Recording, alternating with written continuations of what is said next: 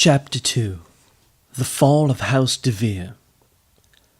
Dinnan noted with satisfaction that any of the meandering bugbears, or any of the other multitude of races that compose Menzoberranzan, drow included, now made great haste to scurry out of his way. This time, the second boy of House Do'Urden was not alone. Nearly 60 soldiers of the house walked in tight lines behind him. Behind these, in similar order, though with far less enthusiasm for the adventure, came 100 armed slaves of lesser races, goblins, orcs, and bugbears. There could be no doubt for onlookers. A drow house was on the march to war. This was not an everyday event in Menzoberranzan, but neither was it unexpected. At least once every decade, a house decided that its position within the city's hierarchy could be improved by another house's elimination. It was a risky proposition, for all nobles of the victim house had to be disposed of quickly and quietly. If even one survived to lay accusation upon the perpetrator, the attacking house would be eradicated by Menzoberranzan's merciless system of justice. If the raid was executed with devious perfection, though, no recourse would be forthcoming. All of the city, even the ruling council of the top 8 matron mothers, would secretly applaud the attackers for their courage and intelligence, and no more would ever be said of the incident. Dinnan took a roundabout route, not wanting to lay a direct trail between House Do'Urden and House DeVir. A half hour later, for the second time that night, he crept to the Mushroom Grove's southern end, to the cluster of stalagmites that held House DeVir. His soldiers streamed out behind him eagerly, readying weapons and taking full measure of the structure before them. The slaves were slower in their movements. Many of them looked for some escape, for they knew in their hearts they were doomed in this battle. They feared the wrath of the Dark Elves more than death itself, though, and would not attempt to flee. With every exit of Menzoberranzan protected by devious drow magic, where could they possibly go? Every one of them had witnessed the brutal punishment the drow elves exacted on recaptured slaves. At Dinnan's command, they jumped into their positions around the mushroom fence. Dinnan reached into his large pouch and pulled out a heated sheet of metal.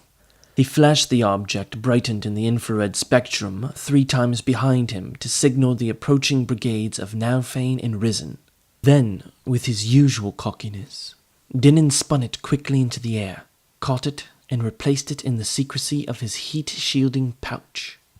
On cue with the twirling signal, Dinnan's drow brigade fitted enchanted darts to their tiny handheld crossbows and took aim on the appointed targets. Every 5th mushroom was a shrieker, and every dart held magic dwellers that could silence the roar of a dragon. 1, 2, 3, Dinnan counted, his hands signaling the tempo since no words could be heard within the sphere of magical silence cast about his troops. He imagined the click as the drawstring on his little weapon released, loosing the dart into the nearest shrieker. So it went all around the cluster of House DeVir, the first line of alarm systematically silenced by 3 dozen enchanted darts.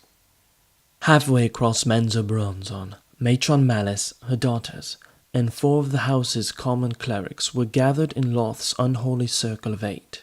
They ringed an idol of their wicked deity, a gemstone carving of a drow-faced spider, and called to Loth for aid in their struggles. Malice sat at the head, propped in a chair angled for birthing. Brisa and Verna flanked her, Brisa clutching her hand. The select group chanted in unison, combining their energies into a single offensive spell. A moment later, when Verna, mentally linked to Dinnan, understood that the first attack group was in position, the Do'Urden Circle of 8 sent the first insinuating waves of mental energy into the rival house. Matron Zaknafein, her 2 daughters, and the 5 principal clerics of the common troops of House DeVir huddled together in the darkened anteroom of the 5 stalagmite house's main chapel. They had gathered there in solemn prayer every night since Matron Zaknafein had learned that she had fallen into Loth's disfavor. Zaknafein understood how vulnerable her house remained until she could find a way to appease the Spider Queen. There were 66 other houses in Menzoberranzon, fully 20 of which might dare attack House DeVir at such an obvious disadvantage. The 8 clerics were anxious now, somehow suspecting that this night would be eventful. Zaknafein felt it first, a chilling blast of confusing perceptions that caused her to stutter over her prayers of forgiveness. The other clerics of House DeVir glanced nervously at their matron's uncharacteristic slip of words, looking for confirmation. "We're under attack," Zaknafein breathed to them, her head already pounding with a dull ache under the growing assault of the formidable clerics of House Duerden. A second signal from Dinin put the slave troops into motion. Still using stealth as their ally, they quietly rushed to the mushroom fence and cut through with wide-bladed swords. The second boy of House Duerden watched and enjoyed as the courtyard of House DeVir was easily penetrated. "Not such prepared guard," he whispered in silent sarcasm to the red glowing gargoyles on high walls. The statues had seemed such an ominous guard earlier that night. Now they just watched helplessly. Dinin recognized the measured but growing anticipation in the soldiers around him. Their drow battle lust was barely contained. Every now and then came a killing flash as one of the slaves stumbled over a warding glymph, but the second boy and the other drow only laughed at the spectacle. The lesser races were the expendable fodder of House Duerden's army. The only purpose in bringing the goblinoids to House DeVir was to trigger the deadly traps and defenses along the perimeter, to lead the way for the drow elves, the true soldiers. The fence was now open and secrecy was thrown away. House DeVir met the invading slaves head-on within the compound. Dinin barely had his hand up to begin the attack command, when 60 anxious drow warriors jumped up and charged, their faces twisted with wicked glee, and their weapons waving menacingly. They halted their approach on cue, though, remembering one final task set out to them. Every drow, noble or commoner, possessed certain magical abilities. Bringing forth a globe of darkness, as Dinin had done to the bugbears in the street earlier that night, came easily to even the lowliest of drow elves. So it went now, with 60 Duerden soldiers blotting out the perimeter of House DeVir above the mushroom fence in ball after ball of blackness. For all of their stealth and precautions, House Duerden knew that many eyes were watching the raid. Witnesses were not too much of a problem. They could not know or would not care enough to identify the attacking house. But custom and rules demanded that certain attempts at secrecy be enacted. The etiquette of drow warfare. In the blink of a red glowing drow eye, House DeVir became, to the rest of the city, a dark blot on Menzoberranzon's landscape.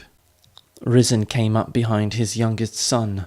"Well done," he signalled in the intricate finger language of the drow. "Now Fein is in through the back." "An easy victory," the cocky Dinin signalled back, "if Matron Zaknafein and her clerics are held at bay." "Trust in Matron Malice," was Risen's response. He clapped his son's shoulder and followed his troops in through the breached mushroom fence.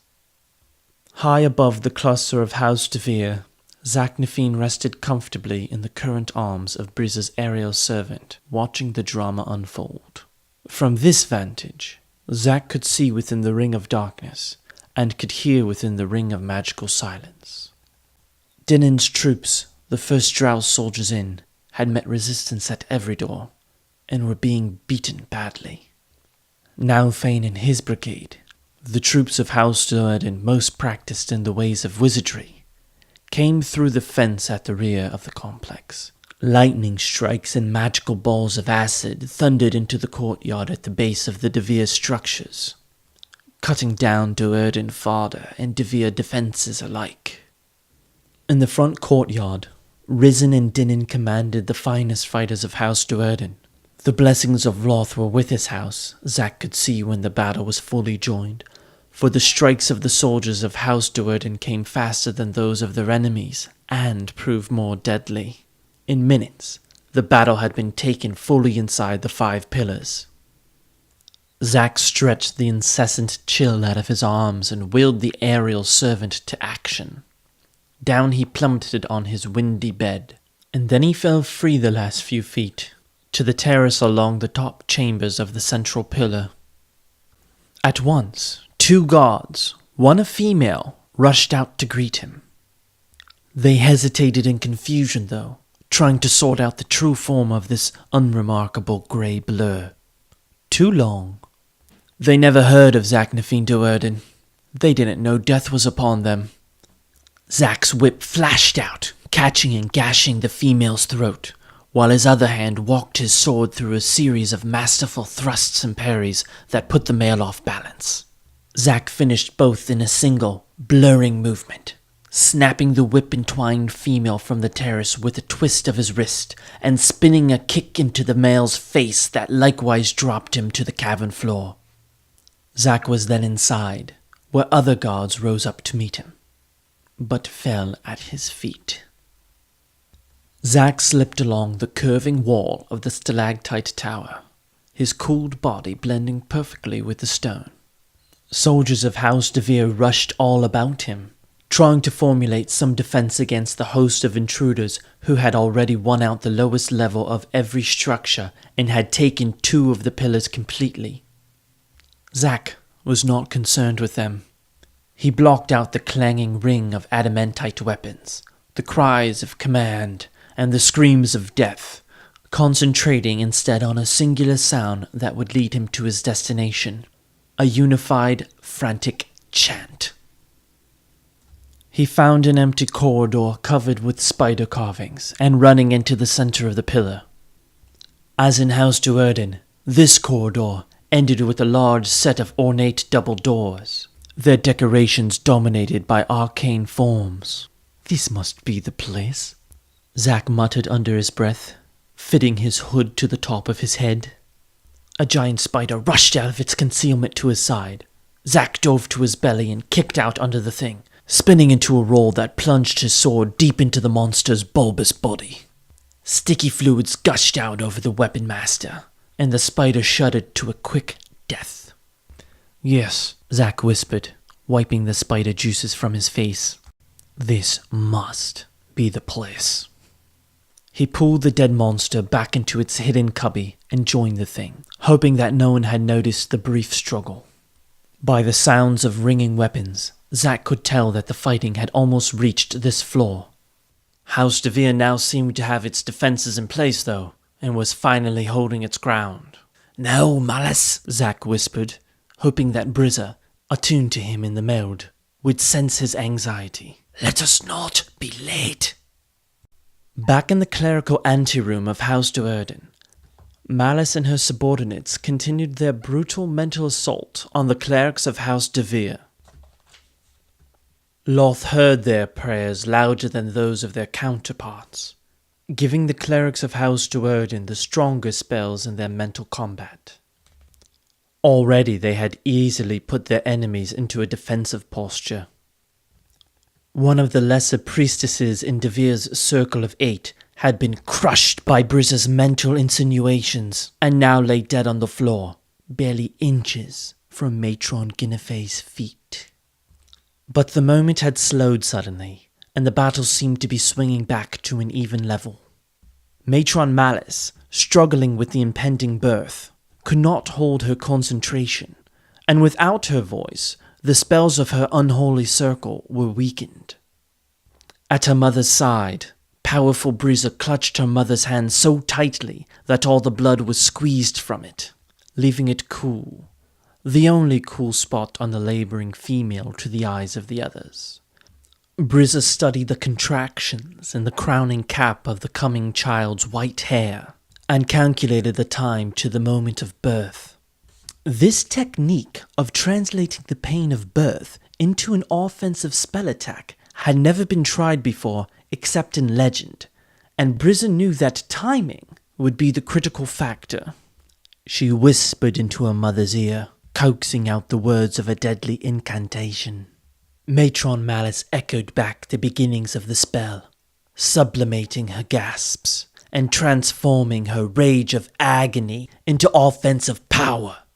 "Din endowed my Brackentor," Brizza implied. "Din endowed," Ma, black control! Malice growled, so determined to focus through the pain that she bit through one of her thin lips. The baby's head appeared, more fully this time. And this time, to stay. Briza trembled and could barely remember the incantation herself. She whispered the final rune into her matron's ear, almost fearing the consequences. Malice gathered her breath and her courage. She could feel the tingling of the spell as clearly as the pain of the birth. To her daughters standing around the idol, staring in disbelief, she appeared as a red blur of heat fury, streaking sweat lines that shone as brightly as the heat of boiling water. Beck, the matron began, feeling the pressure build to a crescendo. Beck, she felt the heart tear of her skin, the sudden slippery release as the baby's head pushed through, the sudden ecstasy of birthing. Beck didn't break down! Malice screamed, pushing away all of the agony in a final explosion of magical power that knocked even the clerics of her own house from their feet. Carried on the thrust of Matron Malice's exhaustion, the Duomo thundered into the chapel of House DeVir, shattered the gemstone idol of Loth, and threw Matron Zaknafein and her overmatched subordinates to the floor. Zack shook his head in disbelief as the chapel doors flew past him. Quite the kick, Malice. He chuckled and spun around the entryway into the chapel. Using his infravision, he took a quick survey and head count of the lightless room's 7 living occupants, all struggling to their feet, their robes tattered. Again shaking his head at the barred power of Matron Malice, Zack pulled his hood down over his face. A snap of his whip was the only explanation he offered as he smashed a tiny ceramic globe at his feet. The sphere shattered, dropping out a pellet that Briza had enchanted for just such occasions. A pellet glowing with the brightness of daylight. For eyes accustomed to blackness, tuned into heat emanations, the intrusion of such radiance came in a blinding flash of agony. The cleric's cries of pain only aided Zack in his systematic trek around the room, and he smiled widely under his hood every time he felt his sword bite into drow flesh. He heard the beginnings of a spell across the way, and he knew that one of the DeVirs had recovered enough from the assault to be dangerous. The weapon master did not need his eyes to aim, however, and the crack of his whip took Matron Zaknafein's tongue right out of her mouth. Briza placed the newborn on the back of the spider idol and lifted the ceremonial dagger, pausing to admire its cruel workmanship. Its hilt was a spider's body, sporting 8 legs, barbed so as to appear furred, but angled down to serve as blades. Briza lifted the instrument above the baby's chest. "Name the child," she implored her mother. "The Spider Queen will not accept a sacrifice until the child is named." Matron Malice lolled her head, trying to fathom her daughter's meaning. The matron mother had thrown everything into the moment of the spell and the birth, and she was now barely coherent. "Name the child," Briza commanded, anxious to feed her hungry goddess. "It nears its end," Dinan said to his brother when they met in a lower hall of one of the lesser pillars of House DeVir. "Risen is winning through to the top, and it is believed that Zaknafein's dark work has been completed. 2 score of House DeVir's soldiers have already turned allegiance to us," Nailfein replied. "They see the end," laughed Dinan. "One house serves them as well as another, and in the eyes of commoners, no house is worth dying for. Our task will be over soon." "Too quickly for anyone to take note," Nailfein said.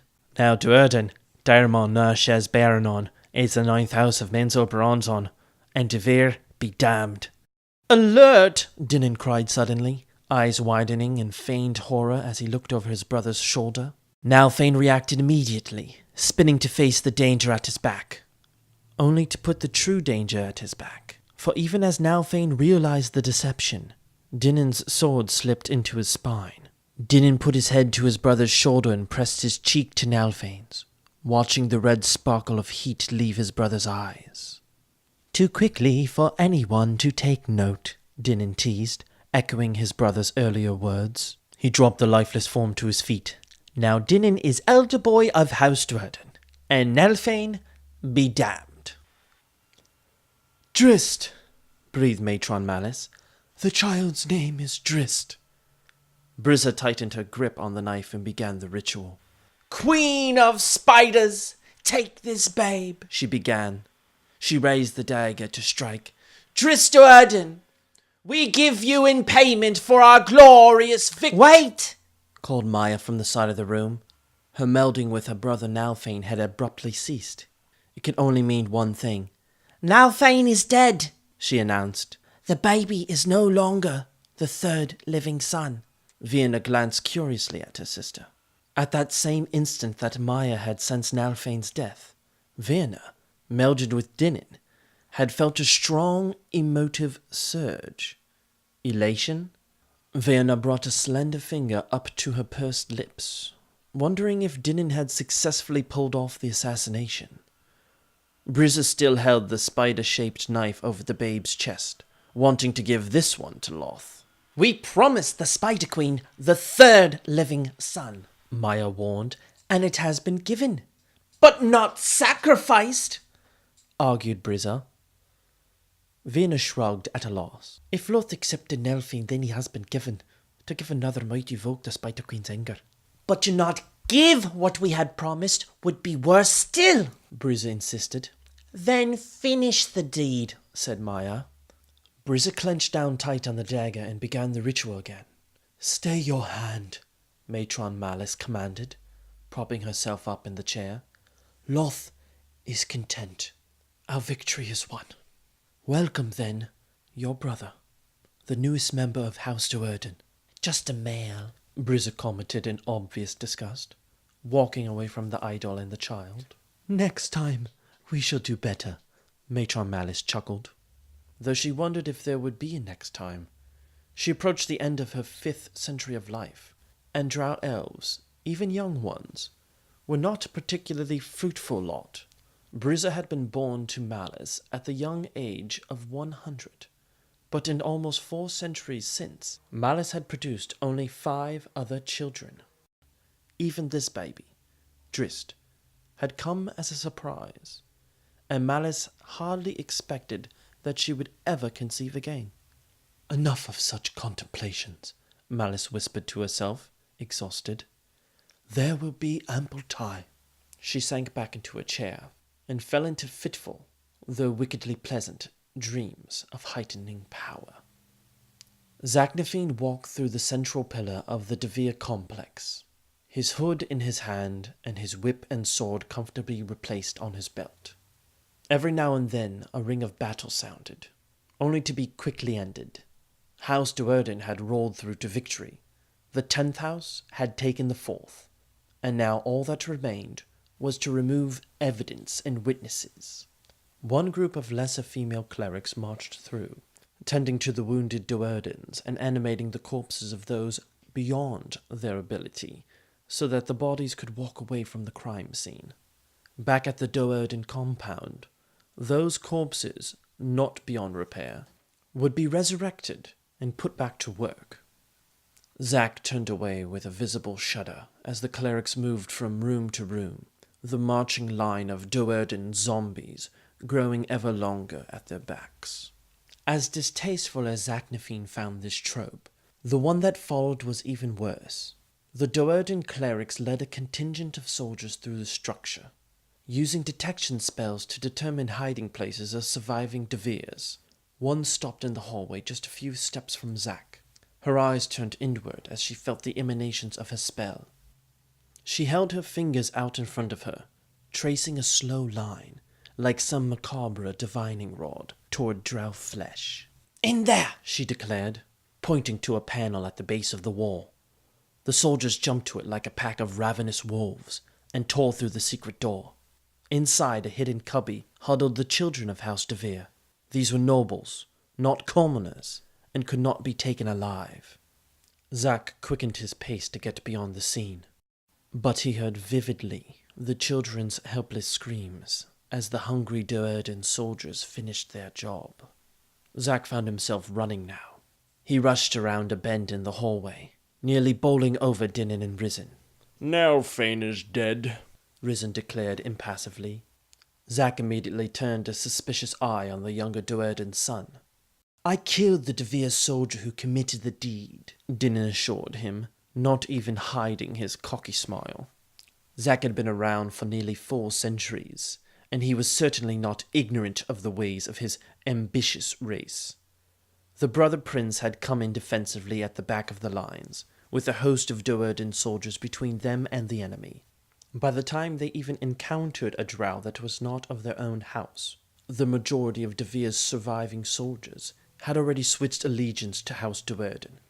Zak doubted that either of the Duerden brothers had even seen action against a DeVir. The description of the carnage in the prayer room has been spread throughout the ranks, Risen said to the weapon master. You performed with your usual excellence, as we have come to expect. Zak shot the patron a glare of contempt and kept on his way, down through the structure's main doors, and out beyond the magical darkness and silence, into Menzoberranzan's dark dawn. Risen was Matron Malice's present partner in a long line of partners, and no more. When Malice was finished with him, she would either relegate him back to the ranks of common soldiery, stripping him of the name Duerden and all the rights that accompanied it, or she would dispose of him. Zak owed him no respect. Zak moved out beyond the mushroom fence to the highest vantage point he could find, then fell to the ground. He watched, amazed.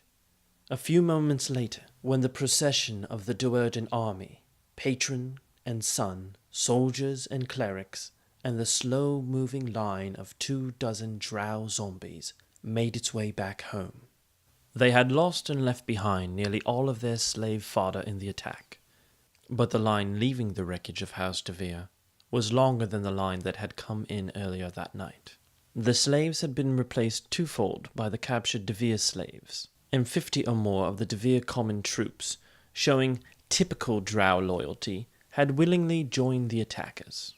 These traitorous drow would be interrogated, magically interrogated, by the Duerden clerics to ensure their sincerity. They would pass the test 201, Zak knew. Drow elves were creatures of survival, not principle. The soldiers would be given new identities and would be kept within the privacy of the Duerden compound for a few months, until the fall of House DeVir became an old and forgotten tale. Zak did not follow immediately. Rather, he cut through the rows of mushroom trees and found a secluded dell, where he plopped down on a patch of mossy carpet and raised his gaze to the eternal darkness of the cavern ceiling and the eternal darkness of his existence. It would have been prudent for him to remain silent at that time. He was an invader to the most powerful section of the vast city. He thought of the possible witnesses to his words, the same dark elves who had watched the fall of House DeVir, who had wholeheartedly enjoyed the spectacle. In the face of such behavior and such carnage as this night had seen, Zak could not contain his emotions. His lament came out as a plea to some god beyond his experience. "What place is this that is my world? What dark coil has my spirit embodied?" He whispered the angry disclaimer that had always been a part of him. "In light, I see my skin is black, and darkness, it glows white, and the heat of this rage I cannot dismiss. Would that I had the courage to depart this place or this life, or to stand openly against the wrongness that is the world of these my kin, to seek an existence that does not run afoul to that which I believe, and to that which I hold dear. Faith is truth. Zaknafein Duerden I am called, yet a drow I am not, by choice or by deed. Let them discover this being that I am then. Let them rain their wrath on these old shoulders, already burdened by the hopelessness of Menzoberranzan." Ignoring the consequences, the weapon master rose to his feet and yelled, "Menzoberranzan, what hell are you?" A moment later, when no answer echoed back out of the city, Zak flexed the remaining chill of Brizz's wand from his weary muscles. He found some comfort as he patted the whip on his belt, the instrument that had taken the tongue from the mouth of a matron mother.